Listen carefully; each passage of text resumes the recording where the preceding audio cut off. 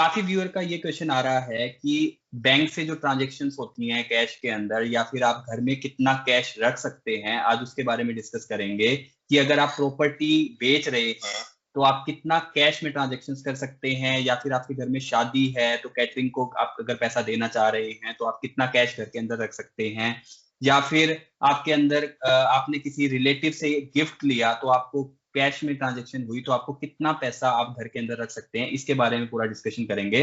तो आशीष जी, सबसे पहले तो आप मुझे ये बताएं कि अगर मैं प्रॉपर्टी बेच रहा हूं तो मैं कितना कैश घर पे रख सकता हूं। इनकम टैक्स की कैश को लेके काफी स्ट्रिक्ट गाइडलाइन है, काफी ज्यादा पेनल्टी लगती है। अभी हम सभी इवेंट पे जानेंगे कि कितनी पेनल्टी लगती है अगर आप पकड़े जाते हैं ज्यादा कैश घर में रखते हुए या ये ट्रांजेक्शन्स करते हुए। जैसा आपका क्वेश्चन था, जर्नल एक रूल रहता है 2 लाख के आसपास का। अभी कुछ जगह पर ये लिमिट काफी कम भी है, अभी हम जानेंगे कहाँ पर कितनी लिमिट है।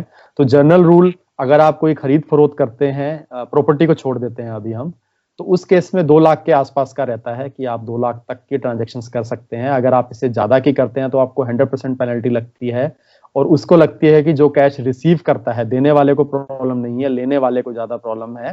तो आप ध्यान रखें कि अगर आपको कोई कैश दे रहा है तो आप कैश ना लें।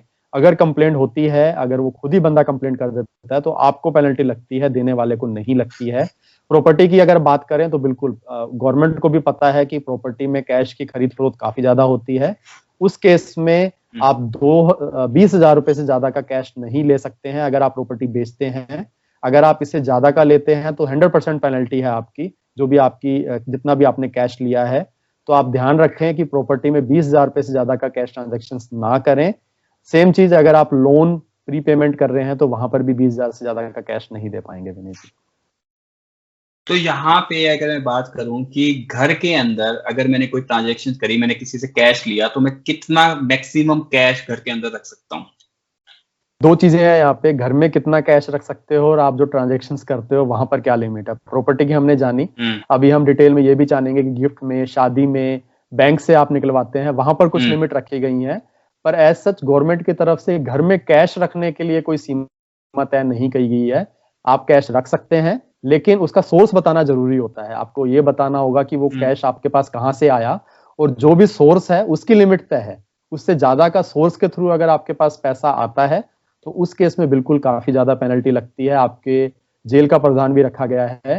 और अगर आप सोर्स नहीं बता पाते हैं और आपके घर में रेड पड़ जाती है, किसी के द्वारा शिकायत हो जाती है कि इनके घर में अभी प्रॉपर्टी भेजी है, कैश आ सकता है, तो रेड पड़ सकती है आपके घर में, उस केस में 137% तक आपको पेनल्टी लगाई जा सकती है अगर आप सोर्स नहीं बता पाते हैं आपके घर में रखे हुए कैश के लिए विनय जी।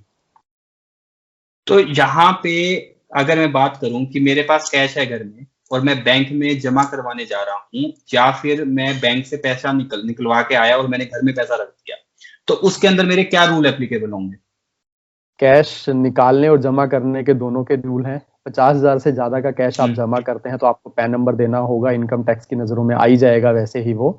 इनफैक्ट इनकम टैक्स डिपार्टमेंट आपको नोटिस देके पूछ सकता है कि आपने कैश किस वजह से जमा कराया था, तो वहां पर भी आपको सोर्स की इंफॉर्मेशन देनी होगी, और जो भी हम लिमिट बता रहे हैं वो एप्लीकेबल रहेंगी।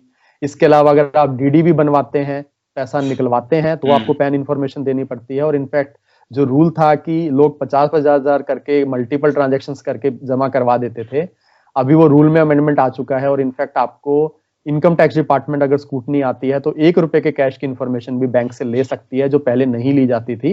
हालांकि 2.5 लाख तक के लिए अगर पूरे साल में जमा है आपके अकाउंट में कैश को, तो इनकम टैक्स डिपार्टमेंट निकाला भी है आपने, तो नॉर्मल आपके डे टू डे खर्चे के लिए मान लेता है कि इतना खर्चे के लिए तो आप कैश निकलवा सकते हैं, तो उसके लिए ज्यादा कार्रवाई नहीं की जाती। पर उससे ज्यादा होती है तो बिल्कुल आपको प्रॉब्लम आ सकती है। और इसके अलावा अगर आप 20 लाख से 1 करोड़ रुपए से ज्यादा का कैश निकलवाते हैं तो टीडीएस भी कट जाता है, 2 से 5% रहता है, डिपेंडिंग अपन आपने पिछले सालों में अपना रिटर्न फाइल किया है या नहीं किया है विनय जी। तो यहाँ पे अगर मैं बात करूं कि जो जैसे छोटे शहर हैं, जैसे गांव है, वहां पे क्या नाम है, डिजिटल ट्रांजेक्शन्स नहीं होती हैं, उनको कैश में ट्रांजेक्शन करनी होती हैं। तो अगर किसी के घर में शादी है और वो कैटरिंग को पैसा देना है, या फिर कपड़े लेने जा रहा है उसको पैसा देना है, तो वो कितना पैसा घर में रख सकता है शादी के वक्त। तो शादी के लिए बिल्कुल ध्यान में रखा गया है। हम सब जानते हैं, जैसा आपने बोला, काफी जगह पर डिजिटल ट्रांजेक्शन्स नहीं है, कैश में ट्रांजेक्शन्स होती हैं। तो उस केस में जो लिमिट रखी गई है पर ऑर्गेनाइजेशन या व्यक्ति जिसको आप कैश दे रहे हैं, वो 2 लाख रुपए से ज्यादा का नहीं दे पाते। टेंट वाले को आप अलग से दे सकते हैं, कैटरिंग वाले को अलग से दे सकते हैं, या आप सोना खरीदते हैं तो उसका अलग से देते हैं, तो सबको आप 2 लाख का दे सकते हैं। 2 लाख से ज्यादा होने पे प्रॉब्लम है, तो किसी एक व्यक्ति को एक ओकेजन की अगर हम बात करते हैं, उस ओकेजन में आप 2 लाख रुपए का खर्चा कर सकते हैं। इससे ज्यादा करने पे अगर कोई इनकम टैक्स डिपार्टमेंट में आपका नाम अगर चला जाता है, तो इस बेसिस पे दोबारा से इनकम टैक्स डिपार्टमेंट, सोर्स बड़ा इंपॉर्टेंट रहता है, सोर्स पूछ सकता है कि आपके पास ये 2 लाख रुपए कहां से आए। आपको वो दिखाना होगा कि आपने बैंक से निकाले हैं। अगर बैंक से नहीं निकाले हैं तो सोर्स क्या है उसका। सोर्स अगर नहीं मिलता तो बिल्कुल आपको टैक्स के साथ ब्याज लग सकता है, और यही शादी के लिए 78% तक का टैक्स का प्रावधान रखा गया है उस केस में खर्च करने पे, और आपको साथ में ब्याज भी लगता है। विनय जी, तो यहाँ पे नॉर्मल केस है कि लोग जो हैं वो फ्रेंड से पैसा ले लेते हैं, या फिर फैमिली मेंबर से हमने कैश में पैसा ले लिया या गिफ्ट मिल गया हमारे को, जैसे शादी में भी मिल जाते हैं, या फिर वैसे ही लोग गिफ्ट घर पे दे देते हैं। तो अगर वो पैसा जो है फैमिली या रिलेटिव से पैसा लेते हैं, तो उस केस में हमारी क्या क्या लिमिट्स रहेंगी? इनफैक्ट गिफ्ट के साथ साथ मैं ये भी बताना चाहूंगा कि अगर आप बिजनेस करते हैं तो उस केस में क्या लिमिट है, दान करते हैं किसी को कैश में, मंदिर में कर देते हैं तो उस केस में क्या लिमिट है। काफी लोग सेक्शन 80T के अंतर्गत अपना बेनिफिट लेते हैं, तो उसमें क्या है। तो अगर हम गिफ्ट की बात करें, बिल्कुल काफी लोग शादी ब्याह में या लोगों से कैश लेते हैं, कोई घर में आता है तो उसके लिए काफी अच्छी लिमिट रखी गई है। 2 लाख रुपए से कम का आप गिफ्ट दे सकते हैं, कैश में आप ले सकते हैं। अगर आप 2 लाख से ज्यादा का कैश गिफ्ट लेते हैं तो 100% पेनल्टी रखी गई है।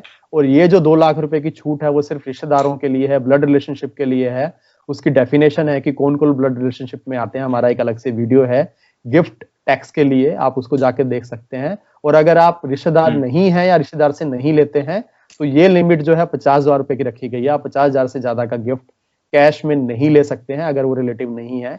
इसके बाद बात करते हैं कि बिजनेसमैन को तो ये क्वेश्चन रहता है कि मुझे तो खर्च करना है अपने एक्सपेंडिचर के लिए, तो बिल्कुल वहां पर 10,000 रुपए की लिमिट रखी गई है एक पर्सन के लिए, 1 पर्सन के लिए। आप करंट अकाउंट में अपनी ट्रांजेक्शंस करेंगे, अगर वहीं आप ट्रांसपोर्टर को देते हैं तो 35,000 की लिमिट रखी गई है। दान देते वक्त जो लिमिट है वो 2,000 रुपए की रखी गई है। 2,000 रुपए से ज्यादा का अगर आप कैश में डोनेशन करते हैं, दान देते हैं, तो उस केस में 80G की जो आपको टैक्स छूट मिलती है वो नहीं मिलेगी। इनकम टैक्स के दायरे में 80G आता है, वहां पर आपको जो भी आप कैश में जो भी आप डोनेशन देते हैं उसमें आपको टैक्स में छूट प्रदान होती है, वो नहीं मिलती है। वहीं अगर आप हेल्थ इंश्योरेंस लेते हैं कैश में तो आप 1 पैसा भी हेल्थ इंश्योरेंस के लिए कैश में नहीं देंगे, क्योंकि वहां पर आपको सेक्शन 80D का बेनिफिट नहीं मिलता है। प्रिवेंटिव हेल्थ चेकअप करवाते हैं जो कि 80D के अंतर्गत आता है, वहां पर ये छूट दी गई है 5,000 रुपए तक का आप 80D के अंतर्गत प्रिवेंटिव हेल्थ चेकअप के पर्पज के लिए आप कैश में दे सकते हैं। विनय जी, तो अब यहाँ पे एक क्वेश्चन बनता है कि आपने बताया कि फैमिली मेंबर से आप 50,000 तक ले सकते हो। मैंने 10 फैमिली मेंबर से 50,000 के कैश लिया, बट मैंने उनसे रिसिप्ट तो ली नहीं, कोई भी रिसिप्ट नहीं लेगा, राइट? तो उस केस में मेरे पास 5 लाख घर पे आ गए। अब मेरे पास सोर्स रिलेटिव है, बट मैं कैसे एक्सप्लेन करूंगा कि भाई मेरे को इसने पैसा दिया है? आपको उन लोगों से पूछा जाएगा, अगर आप उनका नाम बताते हैं कि ये हमारे सोर्स हैं तो हो सकता है उनके पास भी नोटिस जाए, उनसे पूछा जाए, क्योंकि 5 लाख रुपए यहाँ पर आपने दिखाए हैं। अब इनकम टैक्स डिपार्टमेंट को जानना होगा कि वो 10 अलग लोगों से लिए हैं आपने या एक से लिया है, उनसे पूछताछ की जाती है। तो उन सब से बचने के लिए हम बोलेंगे, जब भी आप गिफ्ट लेते हैं एक 50,000 से ज्यादा का, तो आपको गिफ्ट डीड जरूर बनवानी है, ताकि आप इनकम टैक्स डिपार्टमेंट में आपको और आपके रिलेटिव को कोई प्रॉब्लम ना आए। आप इनफैक्ट प्रॉपर्टी 1 करोड़ रुपए तक के गिफ्ट में ले सकते हैं अपने फादर या मदर से या अपने रिलेटिव से, कोई भी अमाउंट की कोई लिमिट नहीं है। अगर आप वो लेते हैं डिजिटल ट्रांजेक्शन्स के अंतर्गत, कैश की लिमिट हमने आपको बता दी है, तो आप गिफ्ट डीड जरूर बनवाएंगे। वहीं अगर आप फ्रेंड से, काफी लोग करते हैं, लोन ले लेते हैं कि कुछ पैसा मैंने अपने अकाउंट में लिया, मैं तुझे बाद में दे दूंगा, उस केस में आप एक एफिडेविट बनवा लें कि वो पैसा आपने लोन के थ्रू लिया है और आप उसको उसी अकाउंट में वापस करें जिस फॉर्म में आपने उनसे लिया है डिजिटल ट्रांजेक्शन्स के थ्रू। तो ये सब बातें ध्यान में रख के आप अपनी ओवरऑल लाइफ को सुकून में डालते हैं, इनकम टैक्स डिपार्टमेंट से प्रॉब्लम नहीं होती है आपको। विनय जी, बहुत बढ़िया आशीष। तो दोस्तों, ये वीडियो था कि आप घर में कितना कैश रख सकते हैं, और अगर आपको बिजनेस से इनकम है या फिर शादी में इनकम है, शादी में अगर खर्चा कर रहे हैं तो आपको क्या क्या रूल्स एप्लीकेबल हैं, आज उसके बारे में डिस्कशन किया था। अगर आपको फिर भी कोई भी कमेंट है तो कमेंट सेक्शन में लिखें। आज का वीडियो हम यहीं खत्म करते हैं। धन्यवाद।